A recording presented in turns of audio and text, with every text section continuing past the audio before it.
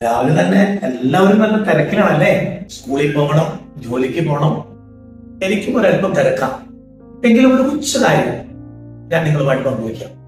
ഒരു സ്ത്രീക്ക് 10 നാണയം ഉണ്ടായിരുന്നു. അതിലൊന്ന് നഷ്ടപ്പെട്ടു പോയപ്പോൾ അവൾ വീട് മുഴുവൻ അടിച്ചു മാറി അത് കണ്ടുകിട്ടിയപ്പോൾ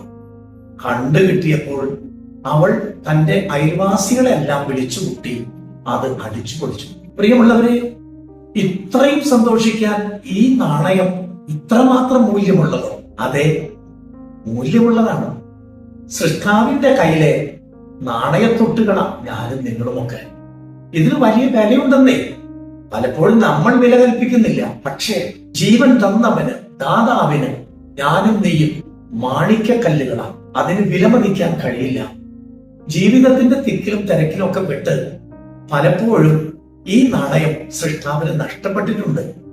അതുകൊണ്ടാണ് വിശുദ്ധ ലൂക്കായുടെ സുവിശേഷം 15-ാം അധ്യായത്തില് 8 മുതൽ തിരുവചനങ്ങളിൽ ഇത് എഴുതി വെക്കാൻ കാരണം. ഞാനും നിങ്ങളും സൃഷ്ടാവിന് നഷ്ടപ്പെട്ടു പോയോ? നമുക്ക് ഈ നോമ്പ് കാലത്ത് ഒന്ന് അന്വേഷിച്ചു നോക്കാം. നമ്മളെ തന്നെ നമുക്ക് മുമ്പ് കണ്ടെത്താം. എന്നിട്ട് നമ്മളെ തന്നെ സൃഷ്ടാവിന്റെ കരങ്ങൾ സമർപ്പിക്കാം. അതിന് നോമ്പ് കാലഘട്ടം നമ്മെ സഹായിക്കട്ടെ. ആമേൻ.